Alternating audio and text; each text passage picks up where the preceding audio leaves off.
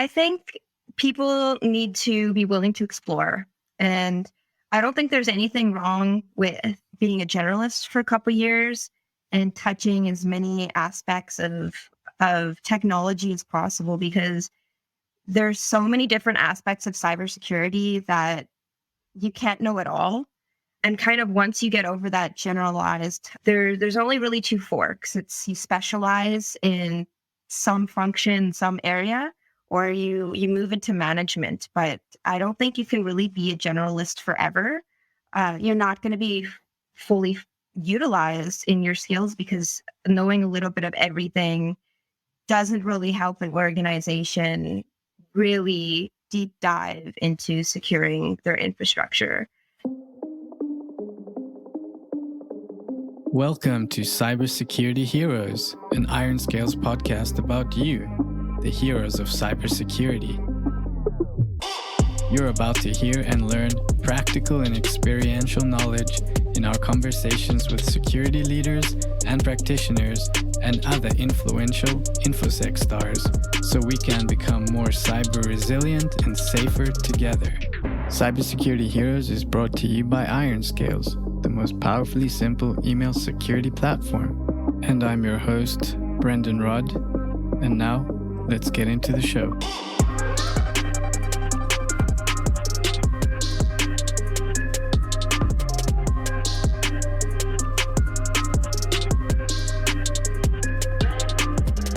Hey, Nicole, welcome to the show. Hi, Brendan. Nice to see you. Yeah, thanks. It's been a while. I appreciate you taking the time out of your busy schedule to chat with us today on an important topic. We're actually doing a series on how to get into cyber and kind of bypass or navigate a lot of the obstacles that most folks are being confronted with today. And I'd love to share your story of how you got into cyber and kind of your career advice and progression. But before we begin, would you mind telling our listeners just a little bit about you, your background, and what you're working on these days? Absolutely. So a little bit of background about myself. I'm currently based out of Winnipeg, Manitoba, Canada. I graduated back in 2013 with a network security diploma. So I've only ever really worked in technology and cybersecurity. I've got about 5 years working directly in information security, about 8 years working in tech in general.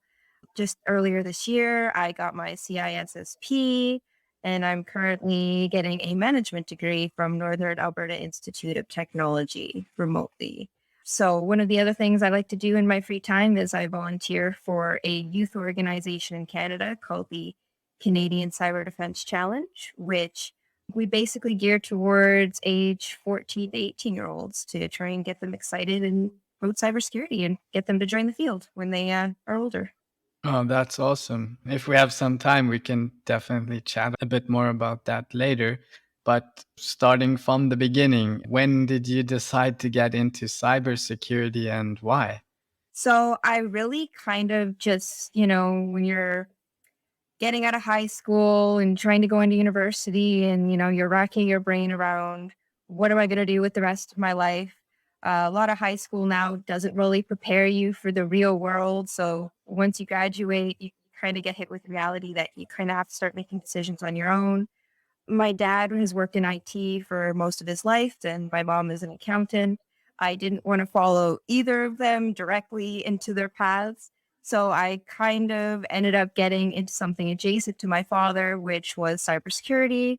There was a brand new program at the time being offered at my local university for a network security diploma. And I figured, you know what? Why not? It seems interesting. It's not quite IT, but it's adjacent enough that I think I would enjoy it. So it was just kind of the stars aligned.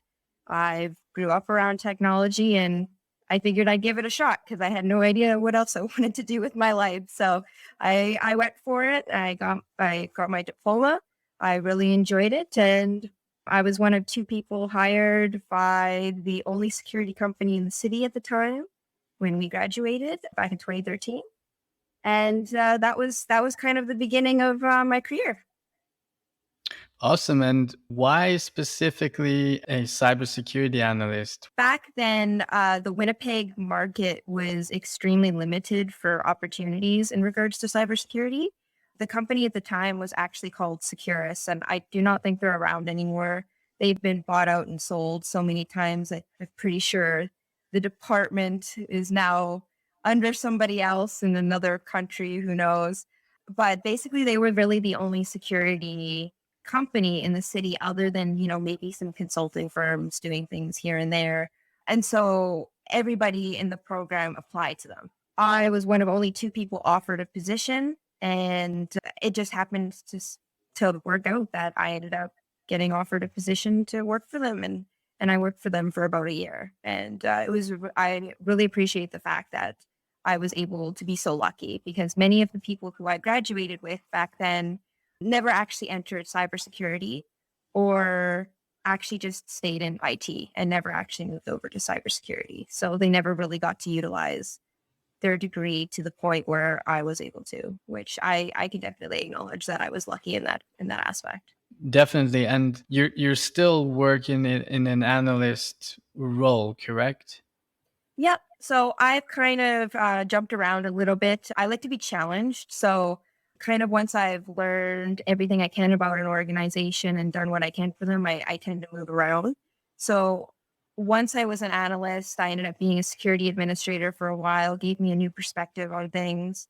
And shortly after that, I ended up working for a consulting company, which I was with for about 3 years or so, and that was a fantastic experience working for a consulting company. I got to touch so many different companies, so many different environments. I learned probably more in that 3 years as a consultant than I have in the other 5 or 6 years of working. I was exposed to so much. I worked with great people. I built a great network, a great support system.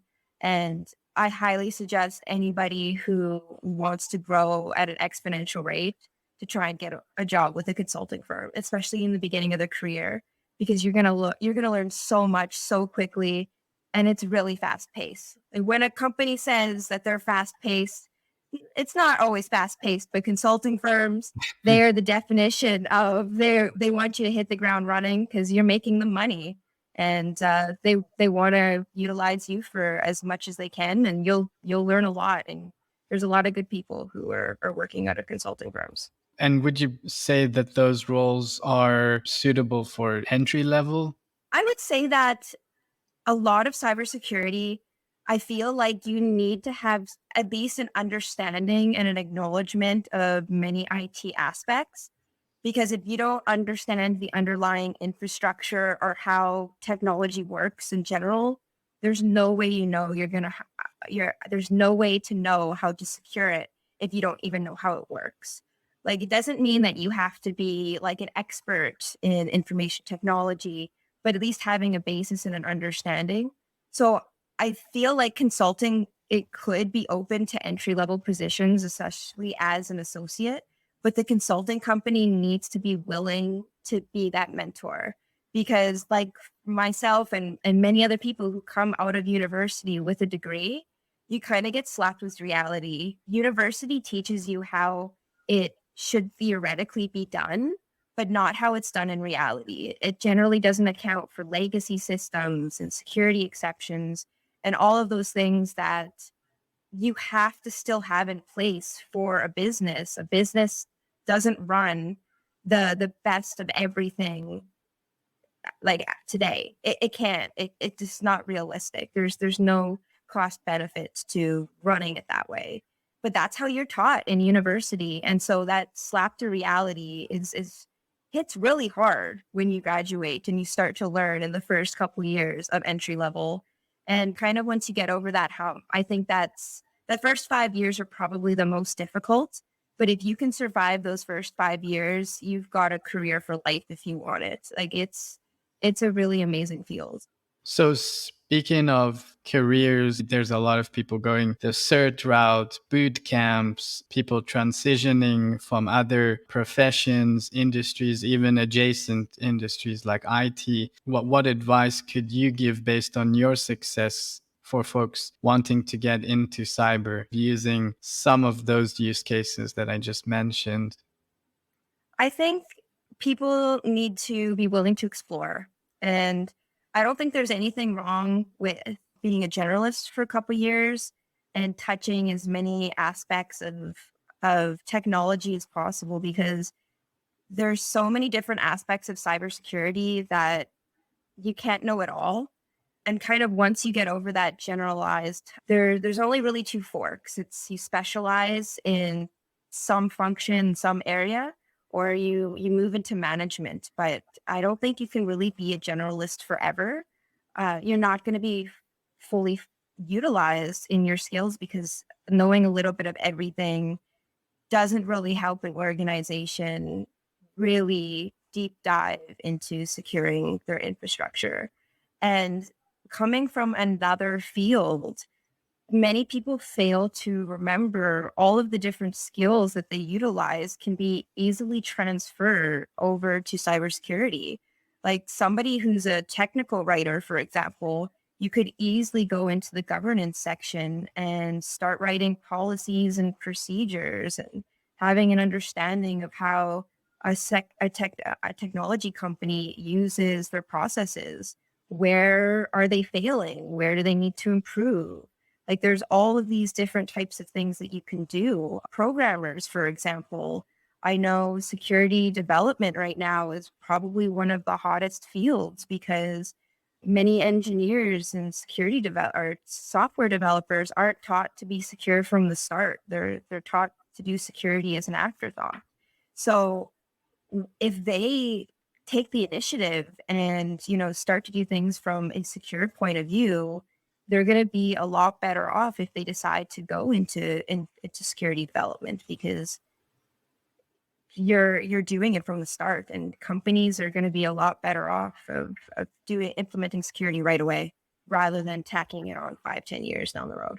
Kind of the roles are, or at least that role is catering more to prevention than cure. Exactly, right? Being proactive in cybersecurity is probably the best thing you can do for your company.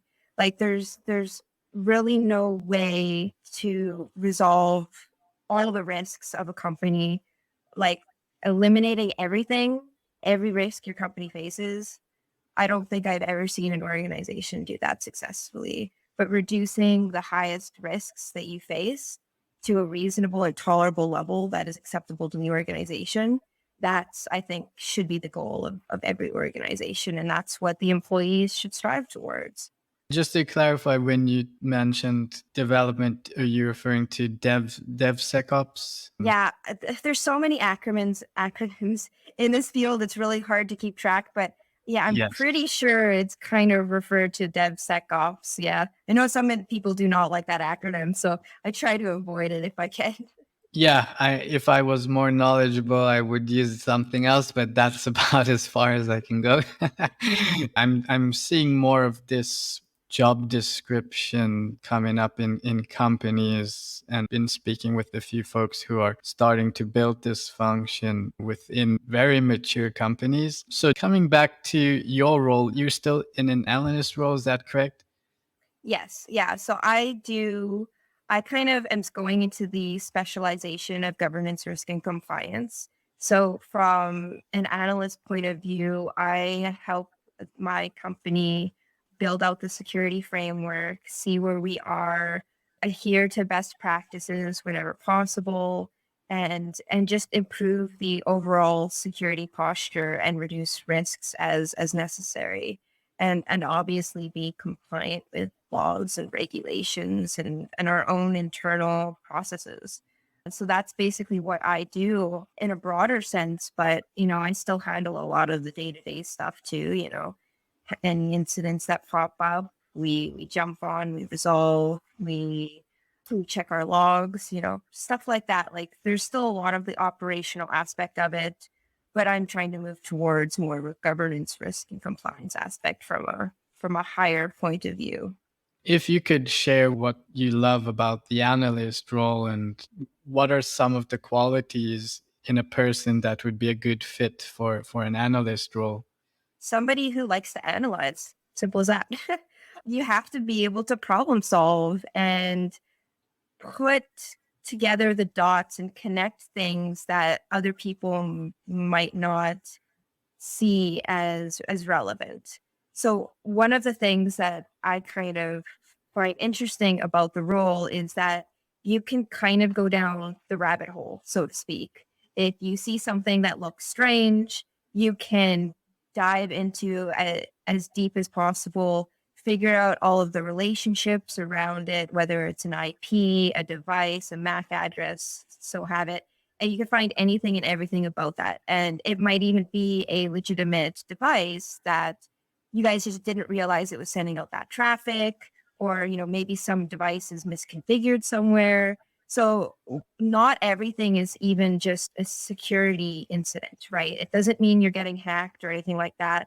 But a security analyst just looks for those anomalies, if tries to figure out, is this something we need to be concerned about? Is it high risk, low risk, medium risk?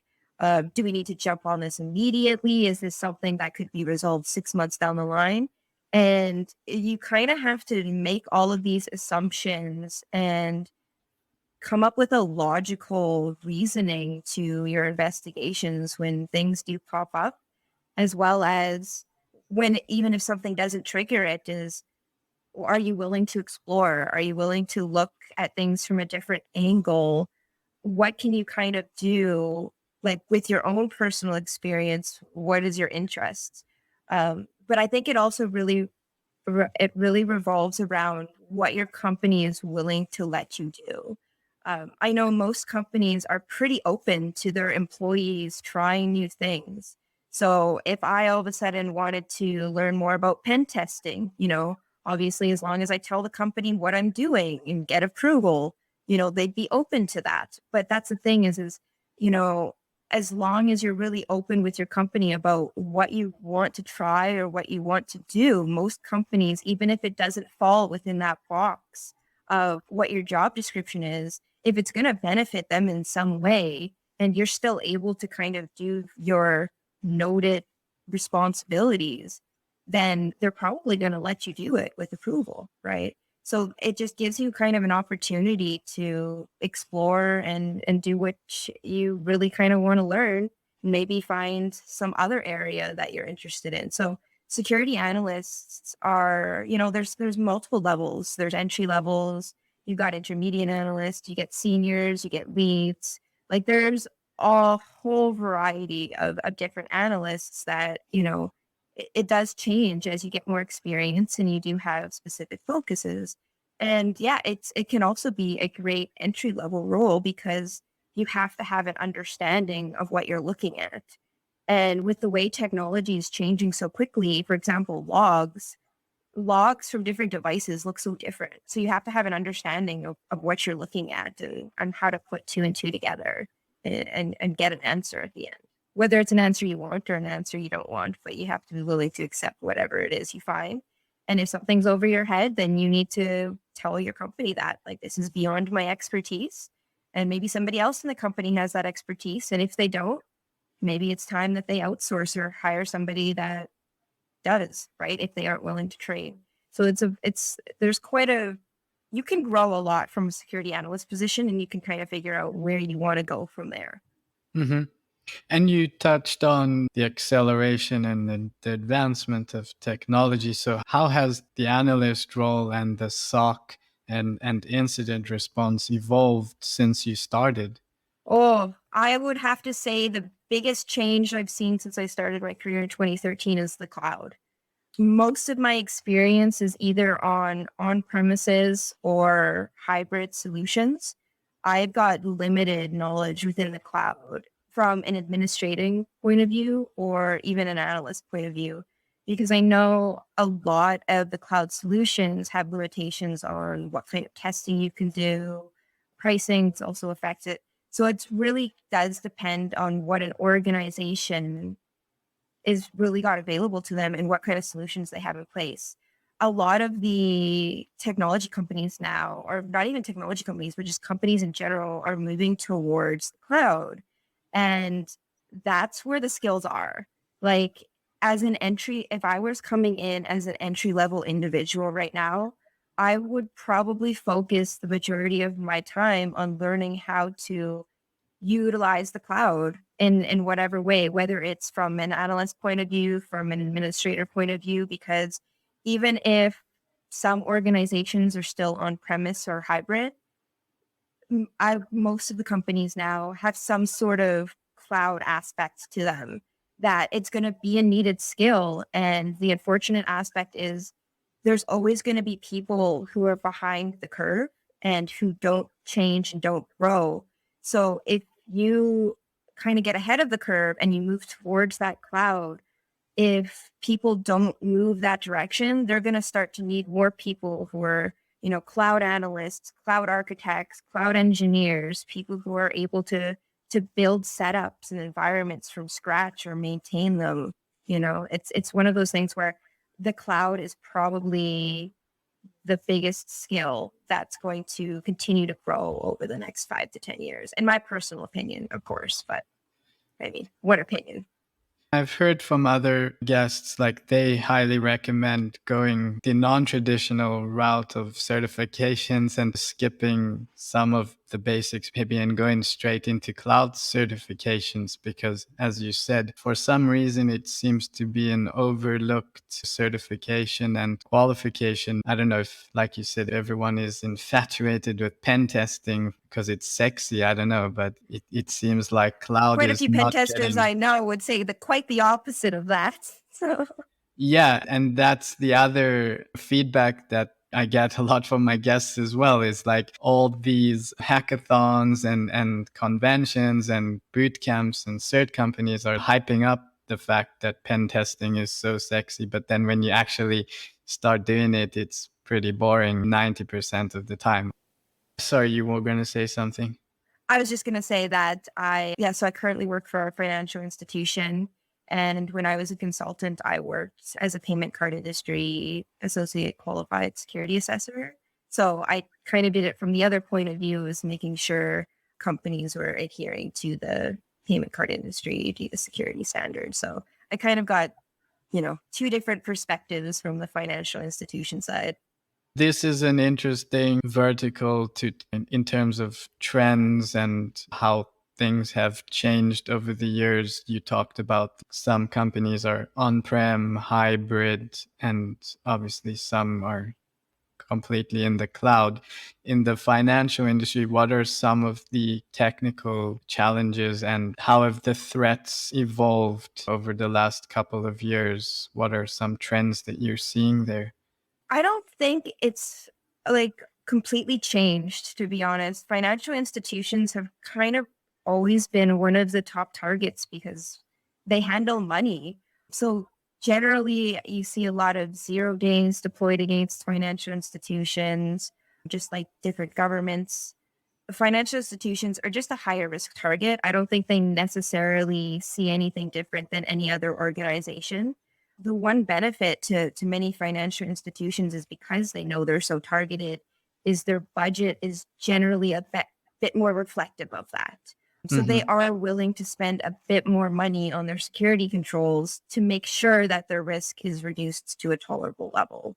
Because if without that budget, knowing that you're such a high target for, ransomware attacks or, denial of service attacks, stuff like that you need to have a budget in place. You need to have the team in place. And if you can't have that team internally, you have to have it built out externally. So financial institutions, I think, are quite aware of the risk that they have on their back. Like they know. But they have a budget and they have the protection and the controls in place to the best of their abilities. And I don't think that'll ever change. I do know, cryptocurrency and stuff like that is changing the way people kind of look at financial institutions a little bit, but I don't think that they will see a decrease in risk at all, at least in the foreseeable future, because it's people's money. If a criminal can go after the money directly, they will. if we will look at financial institutions maybe as quote unquote like a role model for having budget and resources, what in your opinion, from what you've seen, at least in your company, are they getting right? What are they doing well that other industries could learn from other than getting more budget? I would say security frameworks seem to be a very hot topic. And the good thing about some companies is the fact that you're not using them as a checkbox for the auditor, right? You're not saying, oh, the auditor came in and, you know, he said we did everything right. It's not about that. It's making sure that the organization is actually following best practices, right? Just because this, you know, whatever insert X of the name of one security framework here says to do this, we're not going to do that just because this framework says to do that. We're going to do it because that's what everybody says to do. It's a genuinely known good practice to follow. And the more you kind of follow best practices as to what is the worldwide standard versus what just some framework nonprofit has come up with, the issue is many of these frameworks have conflicting statements. You know, some frameworks would be like your password has to be 10 to 15 characters long, while others say you don't even need a password, just use biometrics, right? So like there's no consistency and standard. And so having the talent and the people in the organization who are willing to follow best practices and are staying current with the latest trends and what works and what doesn't, I think really benefits companies who are willing to go that route. And rather than using the compliance aspect of, GRC just as a checkbox, just to get your insurance to sign off or just to, get the auditor off your back. That doesn't really make any sense because you're not actually reducing your risk. You're reducing your ability to think that your risk is better, but it's not actually improving it. So that's one of the things is I think a lot of financial institutions do really well is they don't just follow the book to follow the book. They follow the book to complete the best practices because they know if best practices work, it's recommended. There's security researchers out there who says, no, this is what you should do. And sometimes it goes against some of the frameworks, but as long as you know that you're doing the best for your company and the best for your security posture, I think that's what a lot of companies need to move towards is doing the best practices and starting with the basics. Do you have backups? Like, it's crazy how many companies still don't have backups. It's like, was ransomware invented yesterday? Like, I don't really understand why companies do not spend any money on making sure there's backups. So backups are one of the most basic things that you can do, making sure people have passwords. Some of the really basic stuff. Are you training your employees to know what a phishing attack is? Do they know what social engineering is? Like, there's some really, really basic stuff that, it's not like you need to spend a lot of money to do this stuff either. There's some really cheap solutions out there that, you can save money on. There's free security training out there for small businesses. A lot of vendors now have solutions that target specifically small businesses because they know they don't have the team, they don't have the budget, but they know they need something in place. The only problem is, I do feel for many small vendors and or many small businesses is avoiding the snake oil, right? A vendor is going to just sell you what they sell you. It doesn't mean it's good for you. And I feel like any company, whether or not you have a security team or not, being involved within the industry will put you ahead because just networking with security people, even if you're an HR individual or a CEO, if you have friends who are basically in security, they'll let you know. You can have candid conversations with people. I'm not saying hit up your friendly security neighborhood person for free security advice all the time. But, most security people are quite helpful and we are quite chatty. So we are willing to talk and have really good conversations. It's just, reach out to us and have those discussions that maybe you're just too scared to go to a consulting firm and ask, but build the relationships with the community. And we're very helpful to those who ask. Speaking of networks, where do you network? Where do you collaborate and bounce ideas and ask questions of your peers? So I am connected with a few different communities. LinkedIn, I've been involved in probably since I graduated in 2013. So I've always kind of been around on LinkedIn, and I slowly built my security network on there, which is really great for kind of staying up to date on security trends and news and just kind of knowing what's out there for the latest attacks, which is really, really great. But also, I think your local community is really, really important, as well as not just networking, but getting involved with the community. So there's many different organizations. It also really depends on what you're involved in and what your hobbies kind of are. I'm involved with both IC Squared as well as ISACA, which are two of the main, certification bodies out there. They have local chapters, which I'm involved with both, as well as any sort of local nonprofits or national nonprofits you want to get involved with. I know there's one called Girls Who Code, which is really great for people who are programmers, and you can mentor others and just connect with people. Like I said earlier in the episode, Canadian Cyber Defense Challenge, which not only are we a community, but we volunteer our time for events for youth. And so it's just a matter of looking and seeing what's out there.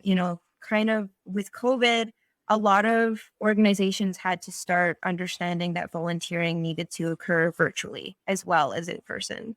So a lot more organizations now are willing to take people who, even if you're in a small town, Saskatchewan, and you don't have any major chapters or anything out there, doesn't mean you can't find another organization in the US or in Canada that's willing to bring you in from remotely, because there's so many different types of networking communities out there. I'm involved with many female organizations out there that are, mostly female involved members. Not all, because, they're just trying to be inclusive, but there's generally a lot of women who are, there's very few of us within the security industry. So we try and make sure that we have each other's backs, and we're very supportive of each other as much as possible to try and keep as many women as possible in the field, because I don't know, I see the statistics change all the time, and I think it's somewhere between 10 and 20% of all cybersecurity individuals are women, which,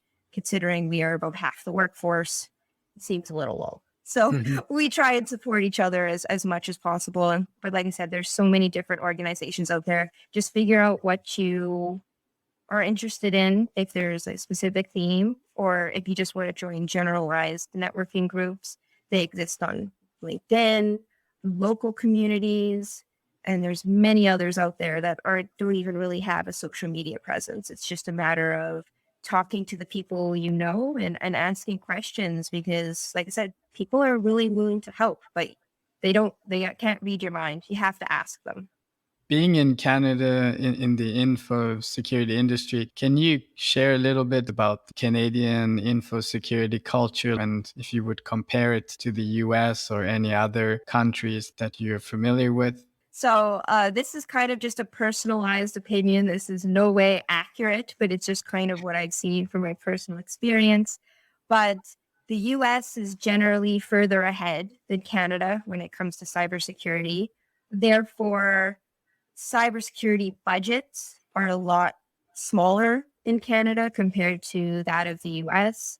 Knowing from my last consulting firm, 95% of our clients were actually in the US, but we were a Canadian consulting firm, which kind of just goes to show that the money is really heavy in the US compared to in Canada. Now with COVID, that's changed a little bit, because organizations were forced to go remotely and were forced to change their IT infrastructure very quickly and unexpectedly.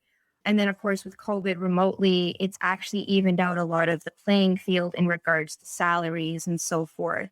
So I know that one of the province that I'm in right now is very conservative with their money. So, I don't like to say it, but we don't really like to spend money. We kind of keep it very close to our chest. And so they were a little bit slow to move towards the security industry. Whereas if you go to some of the bigger places in Canada, like Vancouver or Toronto, who were probably years and years ahead of us when it comes to the cybersecurity talent and that understanding and knowledge of what companies were doing.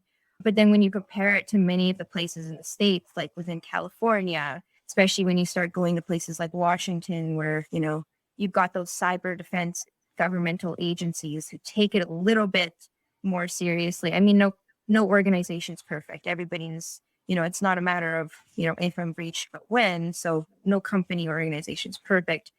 But Canada was always a little bit further behind in the US. Now, I know that Europe, for example, has been really good on the legislation side of things. They've been trying to do things better for a while, but I haven't actually experienced looking at European organizations. So I don't know if it's more just legal based that they're doing well compared to if they're actually doing it, right? Saying you're doing something is entirely different than doing it. So I don't know exactly what they're doing on the other side of the pond, but at least I know from a legislation point of view that they're trying to increase their overall security and privacy and so forth.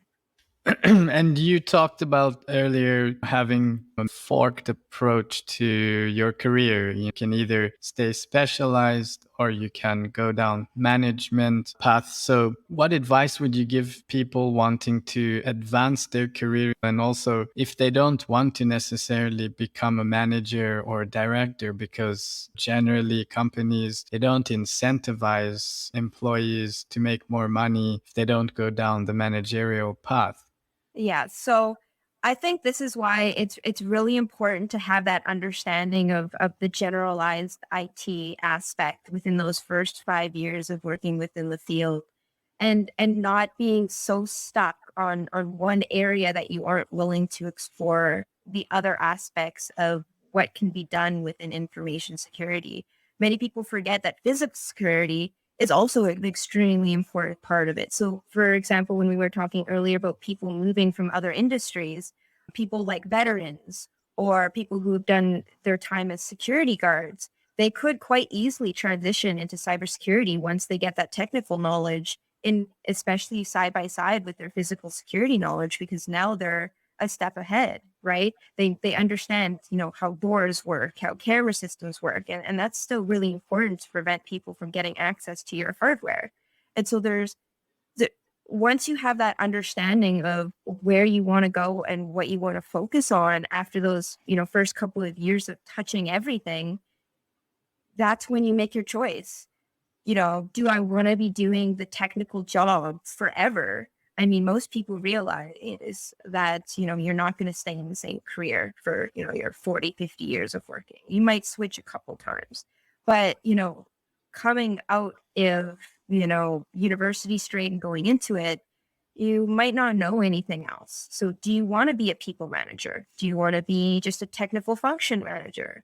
Do you want to specialize in whatever you found after that 5 years? Like, do you want to be a penetration tester? Do you want to be incident response? Do you want to focus on policies and procedures? Do you want to actually move into risk in general? Right?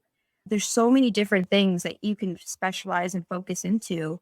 And you don't need to have a people management aspect to your job.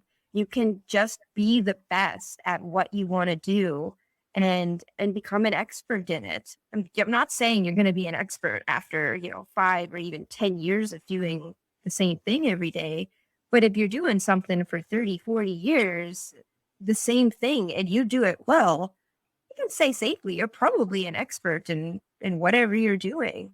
And that's what people want to realize is at what point do you stop with the technical aspect or becoming that expert, and do you focus on the people side and the relationship sides, or do you go technical? Right? There's that two main fork, and it's not a question that anybody else can answer for you. It's exploring your options and seeing what kind of person you are, where your interests lie, and going down that fork when you get it. Maybe you get it after 2 years, maybe you get it after 10. Everybody's journey is different. Yeah, I'm not sure if you're familiar with the Clifton Strengths program. No, I do not believe I've heard of it. Yeah. It's a really interesting system where it breaks down your individual core strengths into like 34 competencies, Oh, and wow. they rank your top 10, and you first work on your top 5 and then your 6 to 10 is what they recommend. They call it strengths 1 to 5. You need to navigate 6 to 10. They're like your secondary strengths, and then going down the list, the idea is that you focus on your strengths rather than your weaknesses, because you're much likely to become successful by increasing your strengths, working on what you love, enjoy, what you're strong at, than trying to fix your weaknesses. So I've been reading this book. I highly recommend it. It's really interesting. It's not like You have to send revolutionary. me a link to it afterwards. Yeah, it's called the Clifton Strengths Framework, and you can take the test online and then you get a report. And like it's not revolutionary, like you probably knew a lot of these things already, but it touches on the conversation we're having now about like understanding where you need to go in your career, because most of your life you go through kind of on autopilot. You don't actually Yeah. plan your career and think about your career. So it really kind of puts you into this new kind of perspective of like how to manage your career, understand who you are, and try to figure out what you should be working on. So on the topic of personal development, like what resources are you leaning on as part of your career planning? So I believe in constant professional development, not just from one of my own personal kind of values, but from the industry as in general. Technology changes so quickly, and if you don't kind of stay up to date with what's happening, you are going to become so far behind that you won't know what to do with yourself. And it's easier to maintain than it is to try and catch up. So, like I said, LinkedIn has been very helpful for kind of staying up to date on the latest news. I watch plenty of webinars, get those continuing professional education credits wherever I kind of can, and just school. I'm sure after I finish my management degree, I'm sure I'll eventually go for a master's somewhere in either privacy and cybersecurity, in either law and privacy and cybersecurity, or master's of business administration. So we'll see whatever happens in the next couple of years, which direction I go down there. But I believe education is really important, whether or not you do it formally or informally. It really kind of depends on what somebody's learning style is, and how they best learn, whether that's in person or online, remotely, self-paced. It's up to the individual, but making sure you're learning constantly is really important in this field. There's plenty of websites out there that will give you free books, and even just staying up to date on some of those websites that offer educational articles, and just check those every couple days and see what's new. There's a lot of things that you can do, and like I said, networking, you know find those good group of people that'll keep you in the loop when something's going down, and you'll stay ahead. As we wrap up here today, I wanted to close on the topic of cyber burnout and mental health. In your experience, have you experienced that? And what advice would you give to folks experiencing cyber burnout and needing some kind of mental health advice? Yeah, so I think it really depends. Like with any sort of field, any sort of job, you're gonna have the highs and the lows, right? It doesn't matter what company you're in. There's gonna be busy periods and there's gonna be down periods. I would be lying if I said I've never experienced burnout in my career, because I definitely have. I think everybody needs to figure out where their balance lies, and boundaries with companies are really, really important. Overtime rules, for example, are very, very different, for every province, every state, every country. So, some of them have those boundaries kind of already built into legislation. Other places don't, but having an understanding of, if you're done at that 40 hours a week, your employer needs to know that you're done. Yes, it might affect your career prospects or potential promotions, but it's better that, your promotion gets delayed by 2 years rather than you just quitting the field altogether because you can't handle the 60-hour work weeks. So having an understanding of where your personal boundaries are when it comes to work, that work-life balance is such a bingo word, but it's a very important bingo word. And doing things for yourself. Many people have families, and separating your professional life from your social life, from your family life is really important, and making sure that you're providing some sort of focus to all aspects of your life, including yourself. And whether that's exercise, yoga, splurging on that chocolate piece of cake once a week, whatever it is that you want to do for self care, you need to figure out what makes you happy, what makes you tick, and what balance works for you. What is your definition of work-life balance? Like, what does that mean to you? So, what it means to me is getting my 40 hours in, getting the work I need to get done in that 40 hours, making sure I have enough time to do my school, do my social life, and take care of myself. Now, as much as I can advocate for all this work-life balance, sometimes it's next to impossible. There's weeks where I do not do self-care like I should, and there's weeks where I don't focus on school as much as I should. But there's needs to be some sort of balance, and it comes with practice. And no, nothing's going to be perfect. There's always going to be those unexpected events that pop up in your life in any sort of aspect, whether it's work or personal, that you can never kind of expect to happen.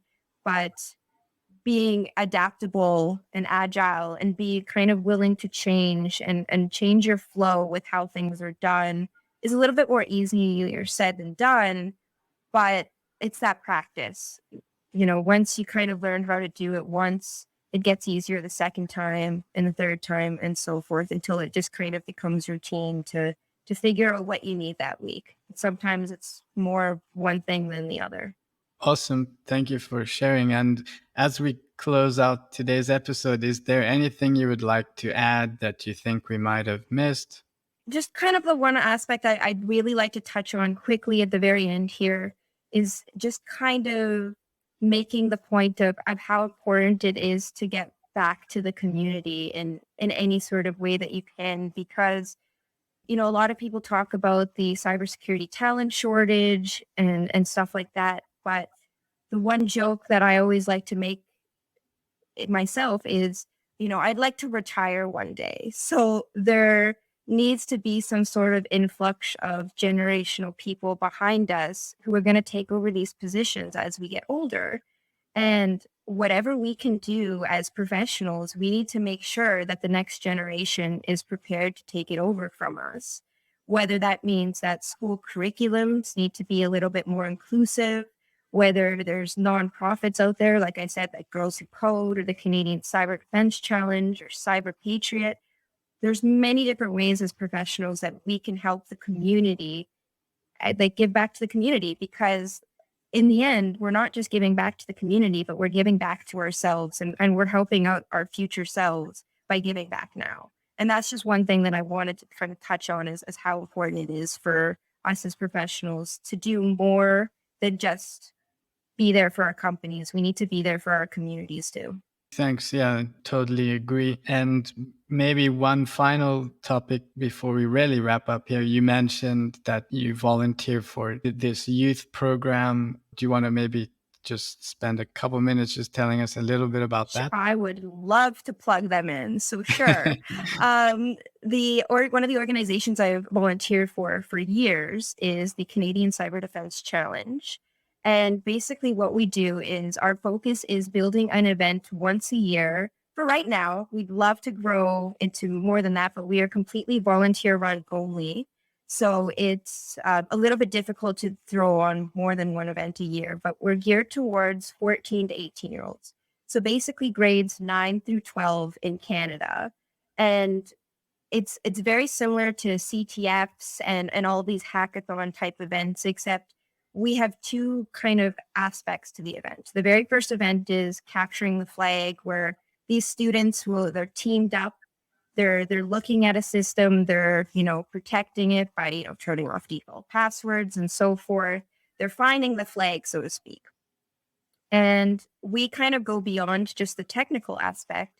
And the winners, like the top 5, 10 teams in Canada, go to the second part of the competition. The second part of the competition is actually a business presentation to a panel of judges who are basically professionals in the industry. So basically, what they do is when they were doing this capture the flag, they were told to document their findings, very similar to how cybersecurity professionals and IT professionals need to do that now. They have to document their findings and then present these findings in a business format to these judging panel.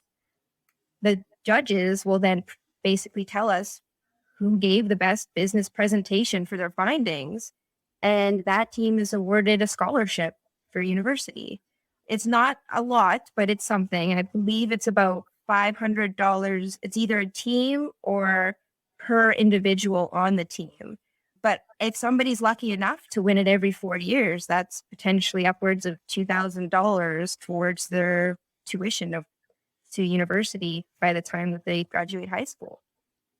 So it's really important that, these kids have access to these types of environments because I mean, these programs didn't exist back when I was in high school. And, getting them excited about cybersecurity. I mean, when somebody asks me what I do for a living, I tell them I get blank stares.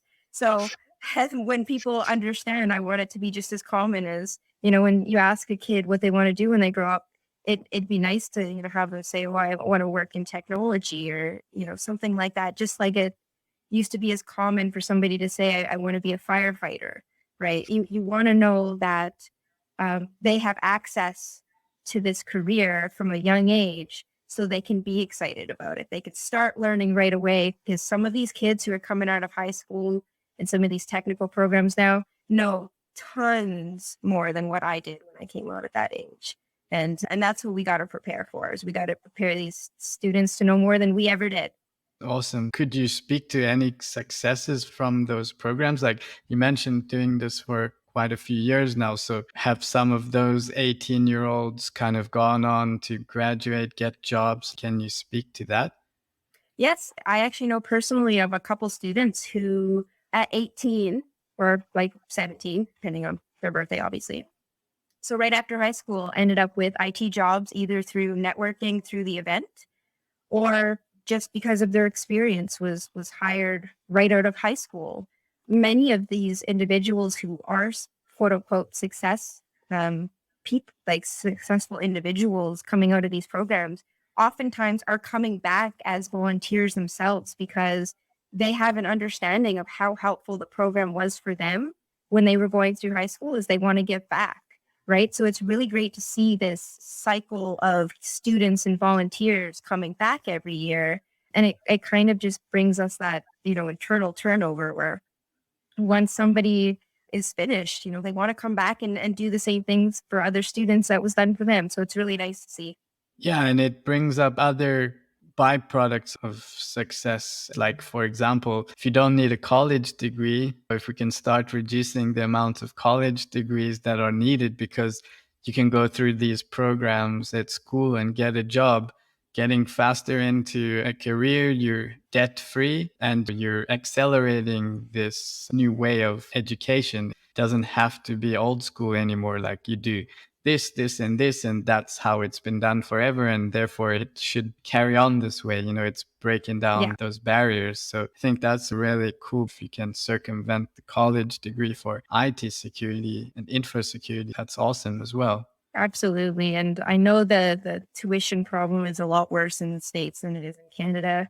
I think our degrees are about the quarter of the cost of your guys's. So it's yeah, I completely agree with the fact of, eliminating those college degrees where, as I was saying earlier, half the time you come out of university, you get slapped with reality on what actually is being done versus what you're getting taught in a textbook. So it's a really expensive lesson to learn coming out of university and feeling like you don't know anything. And maybe it will force the education system to pull up their socks and adjust their curriculums to real life as well. And Absolutely, yeah. at least if you're going to be paying these exorbitant fees, you should be getting the knowledge that you can hit the ground running, or at least they need to be more realistic in how they price their, Absolutely. I think any programs that offer hands-on experience versus the textbook experience, hands-on experience will get you 10 times further than any sort of textbook. Awesome. Well, I want to be respectful of your time. It's been awesome speaking with you today. I really appreciate it. And I'm sure our audience got a lot of value out of this. As you said, networking is important. So if anybody would like to reach out to you, connect, talk more about what we spoke about today, what's the best way for people to get in touch with you? I would say just reach out to me on LinkedIn and add a note when you connect with me, so I know where you found me, just because I try to reduce the amount of salespeople I accept nowadays. But yeah, more than happy to connect with people, especially if you're willing to bring something to discuss to the discussion. Thank you so much again for taking the time to join us today on Cybersecurity Heroes. And to the rest of you, we'll see you next time. Thanks again. That's a wrap for this episode of Cybersecurity Heroes. Practical and experiential knowledge on a day in the life of security heroes. Catch our next episode by subscribing or following through your favorite podcast platform. If you're listening on Apple Podcast, please leave a rating for the show. They really help a lot. Thank you so much for listening. Until next time.